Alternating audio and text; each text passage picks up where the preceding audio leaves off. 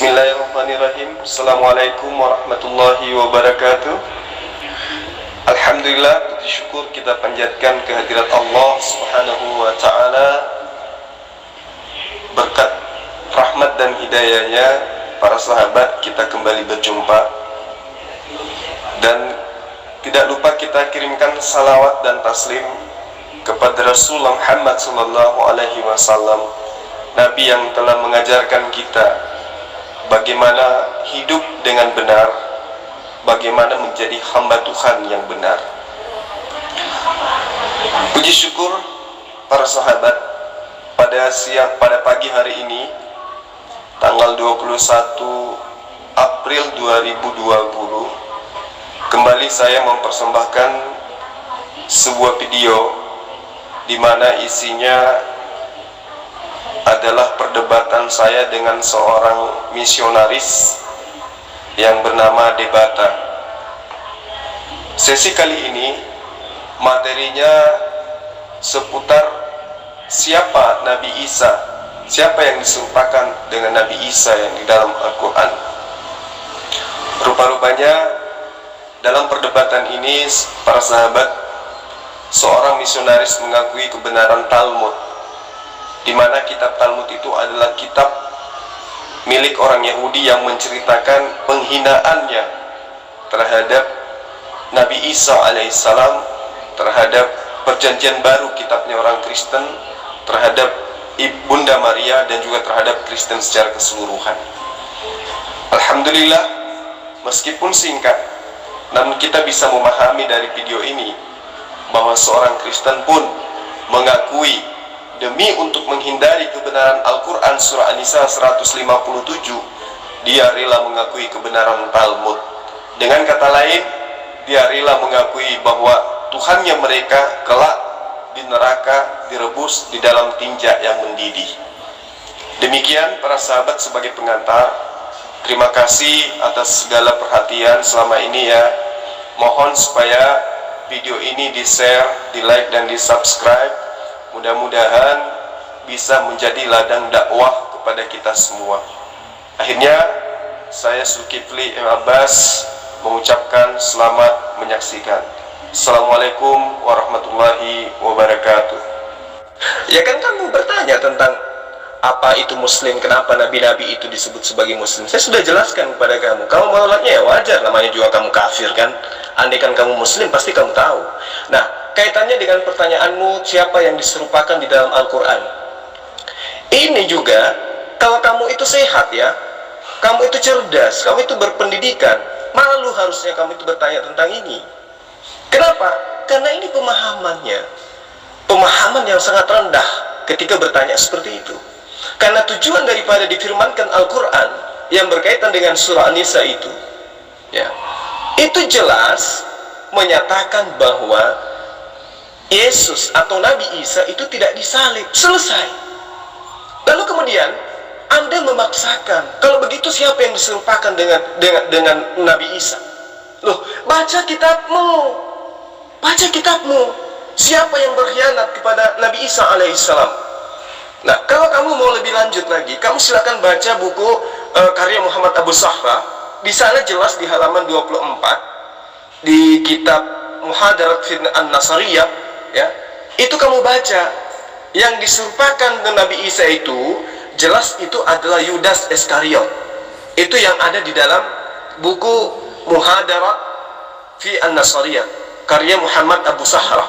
Nah, kalau kamu punya kemauan, silakan kamu beli bukunya, cari di Gramedia, di situ jelas dituangkan di dalamnya bahwa sesungguhnya Allah menjadikan kemiripan kepada Yudas dari Isa alaihissalam, yaitu Yudas Iskariot, yang juga dikisahkan di dalam kitabmu bahwa dialah yang berkhianat dari Nabi Isa alaihissalam. Sehingga apa yang terjadi?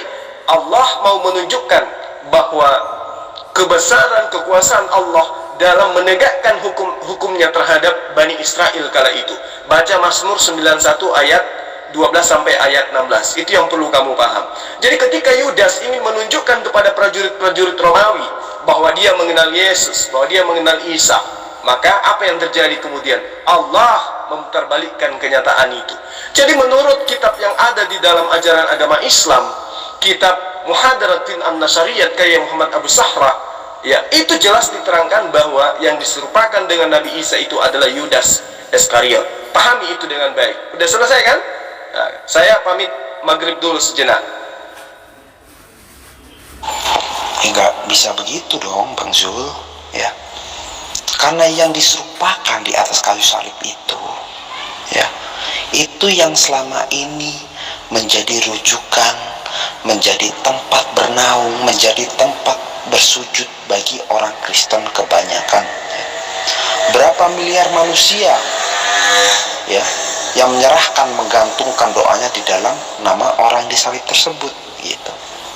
Jadi nggak bisa dong Al-Quran hanya memberitahukan bahwa yang disalib bukanlah Isa misalnya, tetapi Al-Quran tidak memberikan keterangan siapa yang disalib itu. Seharusnya Al-Quran memberi keterangan dong. Misalnya begini,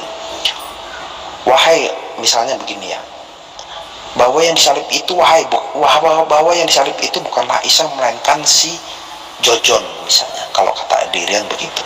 Nah, jadi orang Kristen itu bisa paham bahwa yang disalib itu bukanlah si Isa melainkan si Jojon.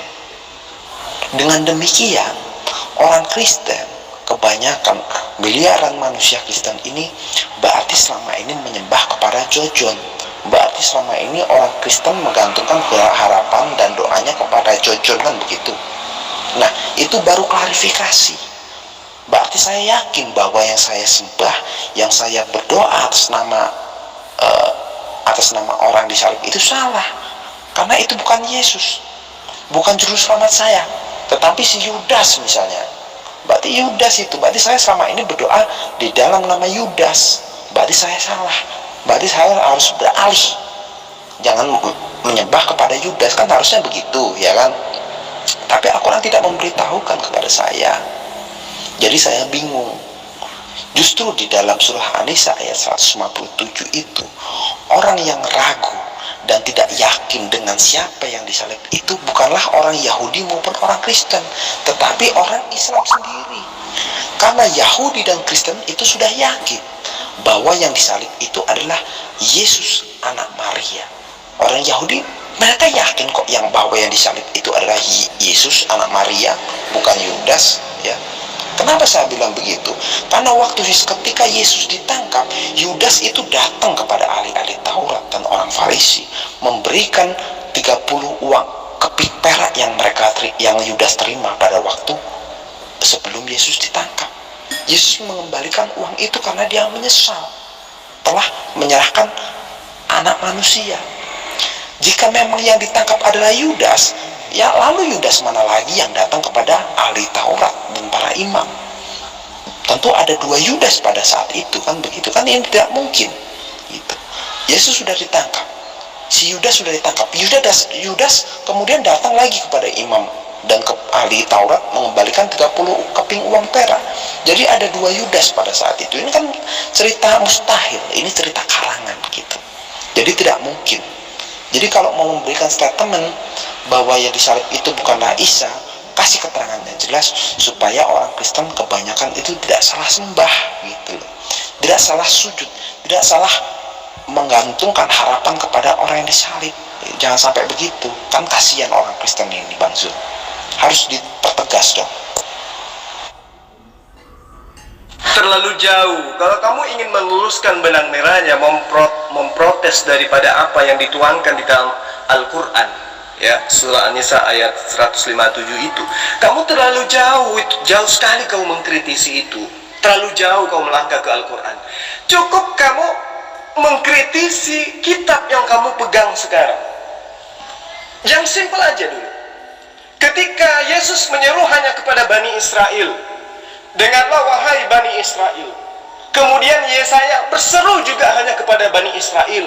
Kemudian Yeremia juga berseru kepada Bani Israel. Kemudian Musa juga berseru hanya kepada Bani Israel. Daud, Salomo juga berseru hanya kepada Bani Israel. Lantas kenapa kamu tidak mempertanyakan kapan Yesus, kapan Musa, kapan Daud, kapan Abraham berseru kepada orang yang menyembah Yesus? Kapan Yesus berseru kepada orang Kristen? Ini dulu yang kamu selesaikan, jangan masuk ke ranah Quran dulu, terlalu jauh kau mikir ke sana. Ketika Yesus mengatakan dalam Markus 12 ayat 29, dengarlah wahai Israel. Itu dulu yang kamu selesaikan. Mana seruan Yesus untuk Kristen? Ayo. Nah, kalau Yesus tidak punya seruan untuk Kristen, kenapa kamu protesnya ke Quran? Kenapa kamu protes ke Quran? Karena Al-Quran tidak menerangkan nama secara jelas siapa yang diserupakan dengan Nabi Isa. Kamu jelasin dulu, mana seruan Yesus untuk Kristen. Kalau seruannya Yesus tidak ada terhadap orang Kristen, berarti percuma kamu mencari siapa yang diserupakan dengan Nabi Isa. Percuma, tunjukkan dulu. Kamu itu diseru untuk supaya menyembah kepada Yesus. Mana seruan Yesus itu? Gak ada. Jadi kalau tidak ada, gugurkan dulu itu di imanmu itu, baru kemudian memprotes Al-Quran.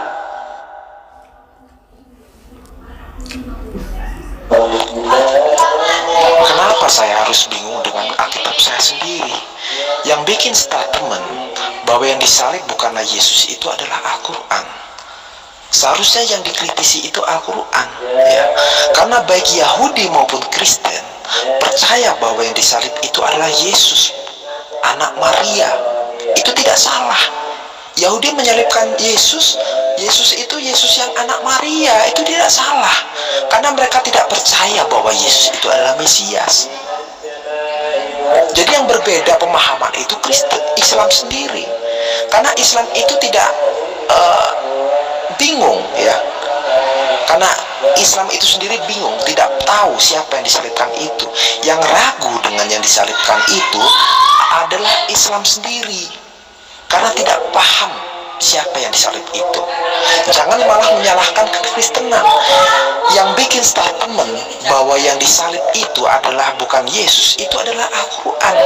Kenapa saya harus mencari di Alkitab saya? Seharusnya saya mencari di Al-Quran. Siapa yang disalib itu kalau bukan Isa, kalau bukan Yesus? Kok malah menyalahkan kitab saya? Kok malah saya harus mencari di kitab saya? Kamu mau lihat di Tratak Yahudi, kamu mau lihat di Targum Yahudi, kamu mau lihat di kitab Yahudi. Di sana memang dikatakan bahwa yang disalib itu adalah Yesus. Bahkan Yesus dikatakan dilebus di air di dalam tinja, ya. Itu Yesus anak Maria. Mereka yakin gitu. Yang tidak yakin yang disalib itu adalah Isa, itu sebenarnya Islam sendiri, karena tidak mempunyai keyakinan tentang siapa yang disalib itu, gitu. Kalau masalah Yesus yang disembah oleh orang Yahudi, ini seringkali ya siapa itu Kusnadi bilang ya, bahwa Dafar Elohim itu datang menjadi manusia, ya. Datang sebagai dalam rupa manusia. Tetapi orang Yahudi meyakini yang datang dalam rupa manusia dalam Kejadian 18 itu bukan Yotevave, tapi itu adalah ciptaan Yotevave. Perbedaan kami dengan orang Yahudi di situ. Yang seharusnya saya kritiki adalah di mana kebenaran di dalam Al-Quran mengatakan bahwa yang disalib itu bukanlah Isa. Kalau bukan Isa, silakan tunjukkan siapa. Karena ulama sendiri tidak mempunyai pemahaman yang tepat tentang siapa yang disalib itu. Ada yang bilang Simon dari Kirin, ada yang bilang Yudas Iskariot, ada yang bilang Yesus Barabas. Mereka tidak mempunyai keyakinan dan ragu dengan yang disalib itu. Itu sesuai dengan ucapan surah An-Nisa ayat 157, bahwa orang yang ragu, orang yang tidak tahu tentang siapa disalib itu adalah Islam sendiri. Itu sebenarnya menampol orang Islam sendiri di dalam surah Al-Quran 157 itu. Silahkan dikritisi surahmu sendiri, ya. Jangan kami disuruh nyari di kitab kami. Karena yang bikin statement itu Al-Quran, memberikan statement bahwa yang disalib bukanlah Isa. Harusnya dia yang harus menjelaskan dong siapa yang disalib. Karena ini perkara iman. Perkara yang disalib ini adalah orang yang dieluk-elukan oleh orang Kristen. Ribuan, miliaran manusia semua mengeluk-elukan orang disalib ini. Jangan sampai Al-Quran tidak memberi keterangan secuil pun tentang salib ini siapa. Berarti Al-Quran hanya memberikan klaim kosong, memberikan fitnahan kosong. bahwa bukan Isa yang disalib, tetapi tidak bisa memberitahukan siapa yang disalib itu. Siapa sih sebenarnya yang digantung di salib ini kalau bukan Isa? Islam mana tahu, tidak ada yang tahu. Ya, semuanya hanya modal klaim, melemparkan suatu tuduhan, melemparkan suatu fitnah, tetapi tidak bisa memberikan data yang tepat tentang fitnahannya itu. Itu yang seharusnya dikoreksi dari kitab Al-Quran. Bukannya malah melemparkan fitnahan itu kepada Kristen, kemudian Kristen disuruh mencari lagi di kitabnya sendiri. Itu sebuah kebodohan orang Kristen jika dia mau menerima tawaran itu. Sudah kitabnya disalahkan, suruh mencari kebenaran di kitabnya orang Kristen itu sendiri. Itu kan sebuah ketololan, ya. Jadi tidak mungkin orang Kristen mau melakukan hal itu. Seharusnya saya tanyakan kepada kitabmu, siapa yang disalib itu jika bukan Isa? Jika itu orang lain yang serupakan, siapa orang lain yang serupakan itu? Gitu loh. Itu sebuah pemahaman, sebuah alur yang tepat, bukan alur yang salah.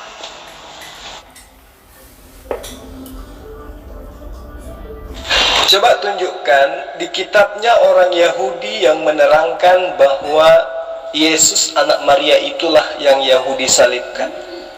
Saya kasih waktu 10 menit. Silakan. Ya, ditanya dengan si Bill bolehlah ya. Dia lebih paham kitabnya. Benar tidak dia menyalibkan orang yang bernama Yesus anak Maria? Ya, pasti dia bilang iya. Karena Yesus anak Maria itu bukan Mesias, gitu loh. Jadi Yahudi pasti percaya. Saya bacakan ya Bang Zul ya. Di dalam Al-Quran sendiri ya, sesungguhnya mereka yang berselisih pendapat tentang pembunuhan Isa selalu dalam keraguan-raguan tentang yang dibunuh itu. Mereka benar-benar tidak tahu siapa sebenarnya yang dibunuh itu, melainkan mengikuti prasangkaan belaka. Jadi mereka tidak yakin telah membunuhnya. Ini sebenarnya ditujukan kepada Islam, karena Yahudi sudah yakin bahwa yang dibunuh itu adalah, yang disalib itu adalah Yesus anak Maria. Kristen juga sudah yakin bahwa yang dibunuh dan disalib itu adalah Yesus anak Maria. Jadi yang dikatakan di surah An-Nisa ayat 157 ini, mereka yang berselisih pendapat tentang pembunuhan Isa selalu dalam keraguan-raguan tentang yang dibunuh itu merujuk kepada musim sendiri. Karena mereka benar-benar tidak tahu siapa sebenarnya yang dibunuh itu, melainkan mengikuti persangkaan belaka. Jadi mereka tidak yakin telah membunuhnya. Ini Al-Quran dengan jelas mengatakan bahwa orang yang mengikuti prasangkaan belaka karena mereka tidak yakin siapa yang dibunuh itu. Siapa yang tidak yakin dibunuh itu? Islam sendiri. Karena berbeda pendapat. Ada yang bilang itu Yesus Barabas, ada yang bilang itu adalah si Yudas Iskariot, kemudian ada yang bilang itu adalah Simon Kirene. Mereka tidak mempunyai kepastian. Mereka tidak mempunyai satu pegangan yang pasti tentang yang dibunuh itu siapa. Kristen sudah yakin yang dibunuh Yesus, yang disalib Yesus. Yang disalib Yesus. Yahudi sudah yakin yang disalib Yesus. Kenapa Yahudi menyalib Yesus? Karena Yesus mengatakan bahwa dia adalah Mesias, sedangkan Yahudi tidak percaya kepada Mesias. Dari sini saja sudah kelihatan bahwa yang ragu itu adalah Islam sendiri. Jadi saudara ini tidak paham konteks, hanya memahami dari sisi terjemahan saja. Ayat itu jelas. An-Nisa 157 itu menceritakan kondisi Yahudi pada zaman itu, bukan kondisi Kristen pada saat sekarang. Apalagi menuduh umat Islam yang bingung. Tidak, itu menceritakan tentang masa lampau yang pernah terjadi. Jadi orang Yahudi itu bingung, apakah Yesus Barabas ataukah Yesus Kristus, atau siapa yang disalib itu, yang dibunuh itu oleh tentara Romawi, kan gitu. Nah, kemudian saudara mengatakan bahwa umat Islam yang bingung. Tidak ada umat Islam bingung tentang itu. Karena kenapa? Umat Islam memahami bahwa Nabi Isa alaihissalam itu tidak disalib. Selesai. Lantas siapa yang diserupakan? Ya itu urusannya Allah. Mau siapapun, yang pasti Nabi Isa tidak disalib, titik. Kan poinnya cuma itu.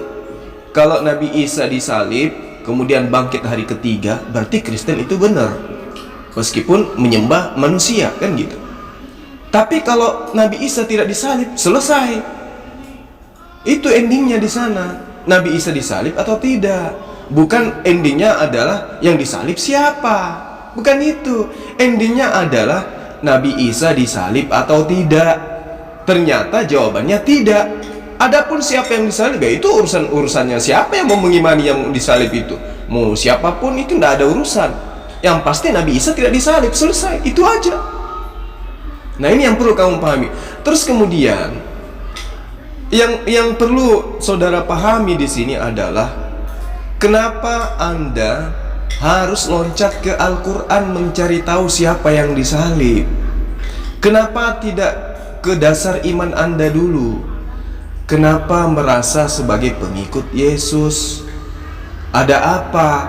Kapan Yesus menyeru kepada Kristen? Itu dulu diselesaikan. Baru kemudian masuk ke Al-Quran, mencari tahu siapa yang diserupakan dengan Isa. Luruskan dulu akidahmu. Benarkah Kristen itu ajarannya sesuai dengan ajaran Yesus? Nah, kalau sudah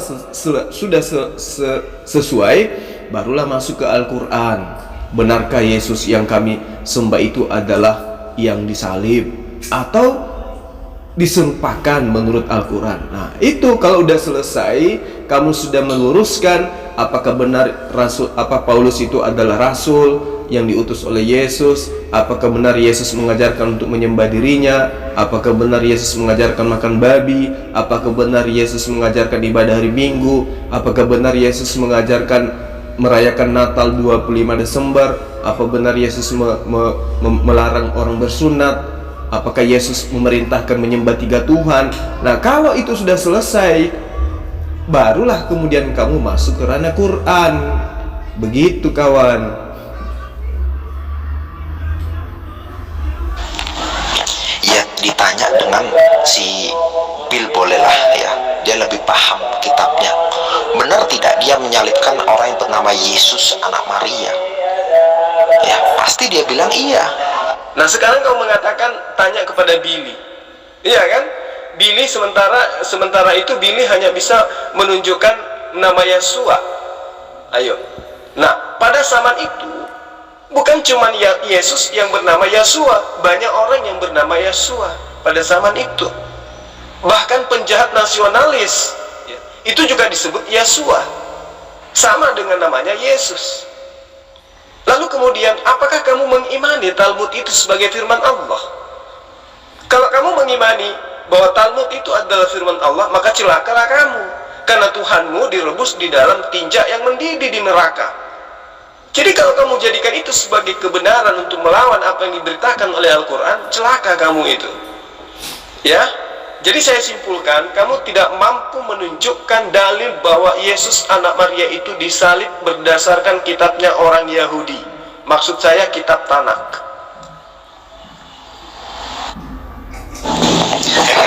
Ya Bang Zul, kalau saya bertanya kepada Billy, kemudian Bang Zul bilang nama Yesua itu banyak, itu memang benar, nama Yesua banyak, nama Maria juga banyak di zaman Yesus ya. Pertanyaannya, Yesua mana yang mengaku sebagai Mesias? Karena Yahudi kan menunggu Mesias. Kemudian ada seseorang bernama Yesua ya, mengaku sebagai Mesias. Tentu saja ya, orang yang mengaku sebagai Mesias itu bisa dihitung dengan jari, Bang Zul ya. Saya bacakan ya di dalam kitab Talmud ya. Di dalam kitab Talmud, di Teratak Talmud di Gitin 57a. Di situ dikatakan Yesus ada di dalam neraka, direbus dalam kotoran tinja, dalam kotoran tinja yang panas ya. Kemudian di kitab Talmud di Teratak Sanhedrin 43a juga dikatakan pada malam kematiannya Yesus digantung, dan 40 hari sebelumnya diumumkan bahwa Yesus akan dirajam, dilempari batu hingga mati, karena ia telah melakukan sihir dan telah membujuk orang untuk melakukan kemusyrikan, pemujaan terhadap berhala. Dia adalah seorang pemikat, dan oleh karena itu janganlah kalian mengasihaninya ataupun memaafkan kelakuannya. Ini ditulis di dalam kitab Talmud orang Yahudi. Yesus mana, Yesua mana, yang pada zaman itu, pada zaman kelahiran Yesus, ada seorang bernama Yesus juga, yang pada saat itu kemudian dihukum salib juga pada saat itu bersama dengan Yesus. Ada nggak Yesua lain? Pasti tidak ada, cuma ada satu, Yesua anak Maria. Cuma itu aja. Bahkan dikatakan untuk menjelaskan kepada orang Kristen di dalam kitab Tratak Yahudi, di dalam Talmud Yahudi dikatakan di dalam Sabat 116a. Saya bacakan. Umat Kristiani ya, yang disebut minim pada zaman itu, dan siapapun yang menolak Talmud akan dimasukkan ke dalam neraka dan akan dihukum di sana bersama seluruh keturunannya. Barang siapa yang membaca perjanjian baru tidak akan mendapatkan bagian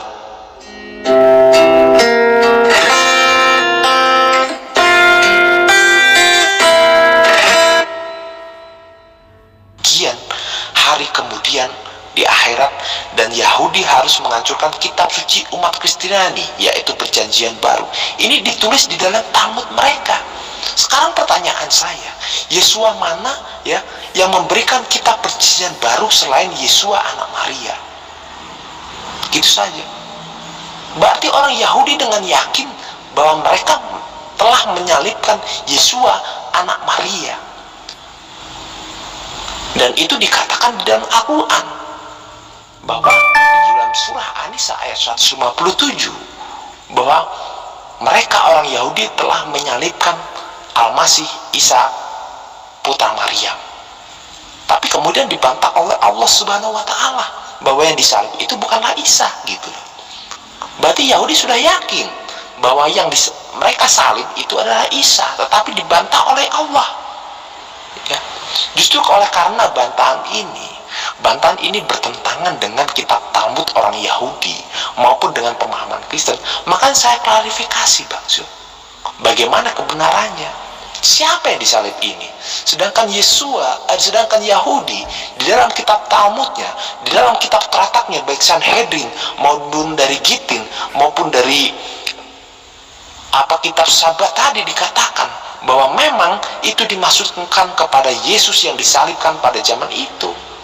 Jadi tidak bisa disangkal, di Talmud ini tidak bisa disangkal. Yang menyangkal cuma Allah. Oleh karena itu saya Bang Jul harus memberikan klarifikasi kepada saya. Siapa yang disalib itu jika bukan Yesua yang dimaksud oleh orang Yahudi dan yang dimaksud oleh orang. Kemudian saudara mencoba untuk membenarkan Talmud, di mana Talmud jelas bukan firman Allah, ya kan? Tapi itulah yang dimaksud dalam Al-Quran. Mereka merubah-rubah firman Allah dalam Torah sehingga muncul yang disebut Talmud. Nah, kemudian saudara membenarkan isi Talmud itu, yang nyata-nyata Talmud itu menghujat Yesus dengan hujatan yang sangat luar biasa, menganggap Yesus sebagai binatang, menganggap Kristen sebagai anjing. Nah, Anda membenarkan itu demi untuk menolak ya Al-Quran yang telah membersihkan nama Nabi Isa atau Yesus sesuai dengan dari tuduhan orang-orang Yahudi. Ini yang lucu. Kemudian saudara membenarkan bahwa Yesus yang membuat perjanjian baru. Inilah yang dimaksud oleh Al-Quran. Kebingungan demi kebingungan yang terjadi pada orang-orang Yahudi. Apa iya benar Yesus itu membuat perjanjian baru? Apa benar Yesus yang memiliki kitab perjanjian baru yang Anda maksud? Kan tidak. Ya, secara literal, sejarahnya jelas. Perjanjian baru itu adalah tulisan orang-orang yang tidak dikenal. Jadi, dengan Anda mengatakan bahwa Yesus memiliki perjanjian baru, itu sudah terbukti apa yang diterangkan oleh Al-Quran itu benar mutlak adanya. Jadi gini, ketika kamu mengakui bahwa kebenaran daripada Talmud itu adalah mutlak, ya, absolut ya, maka kamu pun harus menyadari bahwa rupa-rupanya yang kau sembah itu kelak dibakar di neraka di dalam tinja yang mendidih. Itu satu poin. Jadi menerangkan bahwa orang-orang Yahudi kala itu dengan ucapan mereka, sesungguhnya kami telah membunuh Al-Masih Isa putra Maryam, yang diterangkan di dalam ayat Al-Quran surah An-Nisa ayat 157 itu jelas. Yang dituduh di sini adalah orang-orang Yahudi yang mengklaim bahwa mereka sudah membunuh Yesus atau membunuh Isa atau membunuh Al-Masih.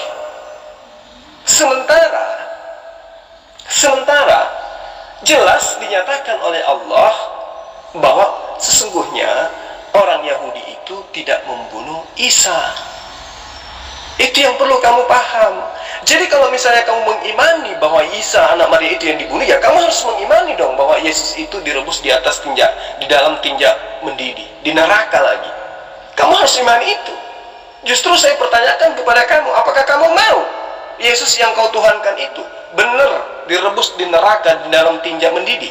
Mau tidak kamu? Tentu tidak. Makanya Al-Quran datang membersihkan nama Yesus, membersihkan nama Isa dari tuduhan-tuduhan orang Yahudi. Nah, kalau kamu kurang percaya, kurang yakin dengan Quran, maka coba kamu lihat di dalam Kisah Para Rasul bab 25 ayat 19, yang dikatakan dalam Al-Quran bahwa sesungguhnya mereka berselisih paham tentang siapa yang dibunuh itu. Mereka berselisih paham tentang sosok yang dibunuh itu. Makanya di dalam Kisah Para Rasul pun diterangkan, Kisah Para Rasul 25 ayat 19, tetapi mereka hanya berselisih paham tentang agama dan tentang seseorang yang bernama Yesus. Mereka berselisih paham apakah yang dibunuh itu adalah Yesus, atau apakah Yesus mereka itu bunuh, atau Yesus itu tetap hidup. Makanya di dalam Kisah Para Rasul diterangkan apakah Yesus itu mati, tapi Paulus mengatakan tidak.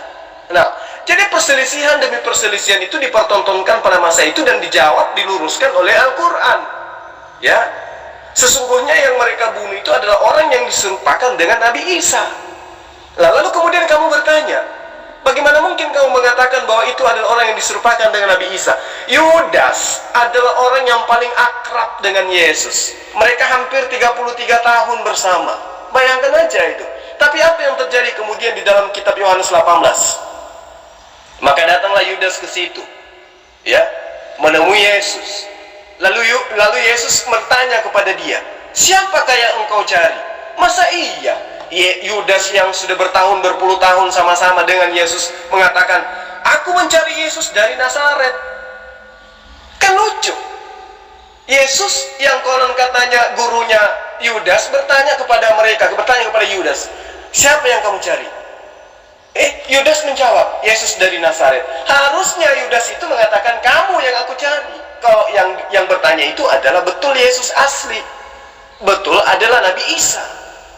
Maka kemudian Nabi Isa yang bertanya itu, yang dianggap Nabi Isa itu mengatakan kepada Yudas dan kepada prajurit-prajurit Romawi yang ada pada saat itu, dan juga imam-imam Yahudi, akulah dia. Maksudnya, akulah yang kalian cari itu.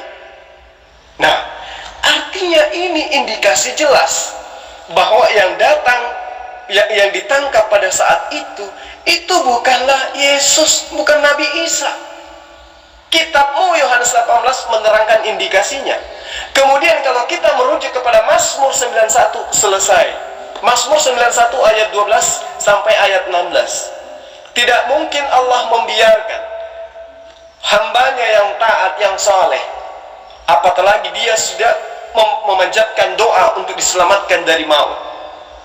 Ya, coba Anda baca Mazmur 91 ayat 12 sampai ayat 16. Itu adalah nubuat jelas untuk Yesus. Lalu kemudian Anda runut kembali kepada Kisah Para Rasul 25 ayat 19. Di situ mereka berselisih paham apakah Yesus itu mati atau tidak. Itu. Jadi Al-Quran kemudian datang meluruskan fitnahan orang Yahudi terhadap Nabi Isa alaihissalam. Lalu siapa Kristen ini? Kristen lain lagi. Kalau Kristen itu adalah murni ajaran kekaisaran Romawi yang mengadopsi ajaran pagan jauh sebelum Yesus itu ada. Jadi Trinitas Dewa Dewi itu adalah sumber daripada pengajaran Kristen itu terhadap Yesus. Itu yang perlu kamu pahami. Jadi penjajah pada saat itu, yaitu Kaisar Romawi yang menguasai Yerusalem pada saat itu, mengajarkan ajaran dia terhadap orang-orang Yahudi pada zaman itu. Karena namanya penguasa, namanya penjajah, tentu mencengkeram terhadap wilayah yang dijajah untuk menganut ajaran yang mereka ajarkan. Contoh, ketika Belanda datang ke Indonesia menjajah, apa yang diajarkan? Ajaran penjajah. Apa itu? Kristen. Makanya gereja dibangun di mana-mana. Untuk apa? Untuk supaya ajaran penjajah ini dianut oleh jajahannya. Sama seperti ajaran Kristen itu. Ajaran Kristen itu adalah ajaran yang diadopsi dari Mesir kuno masuk ke Romawi, kemudian Romawi menjajah Yerusalem. Yerusalem diinginkan supaya menganut ajaran Trinitas. Diambillah Yesus sebagai pengganti daripada Dewa Horus. Itu kamu perlu paham. Jadi Al-Quran itu datang meluruskan fitnahan Yahudi, meluruskan juga perilaku orang Kristen. Seperti itu. Silakan saudara debata, kalau masih ada yang ingin ditanggapi. Saya tunggu 10 menit. Demikianlah para sahabatku yang saya cintai. Mudah-mudahan materi dalam video ini sekali lagi bisa kita jadikan sebagai ilmu yang bermanfaat. Kita jadikan sebagai acuan di dalam mengimani bahwa apa yang dituangkan oleh Allah di dalam Al-Quran, khususnya surah An-Nisa ayat 157, bahwa kebingungan demi kebingungan yang dipertontonkan oleh orang Yahudi dan orang Nasrani atau orang Kristen, ya, terhadap sosok yang mereka sembah, terhadap sosok yang mereka bully di dalam kitab mereka, adalah benar mutlak adanya tidak sesuai dengan apa yang tertuang di dalam Al-Quran. Dengan kata lain, firman Allah yang murni di dalam Al-Quran tidak akan pernah luntur dari karangan-karangan mereka. Jadi perlu kita pahami bersama bahwa mereka selalu bangga dengan kitab mereka karena dituliskan oleh banyak orang saksi. Padahal para sahabat, kitab Lukas, Markus, Matius, Yohanes dan juga surah-surah Paulus itu bukanlah firman Allah. Tidak jelas siapa mereka ini. Sementara Al-Quran murni dari firman Allah. Dari mana kita bisa tahu itu? Tentu daripada keotentikan isi dan juga penjabaran dalam kehidupan sehari-hari. Demikian para sahabat sekalian, mudah-mudahan kita tetap dalam keadaan sehat walafiat, dijauhkan dari virus COVID-19, diberi umur panjang, diberi rezeki yang halal, dan seluruh doa kita yang baik dimudahkan, dikabulkan oleh Allah. Saya Zulkifli M. Abbas mohon undur diri. Wabillahi taufiq wal hidayah. Assalamualaikum warahmatullahi wabarakatuh.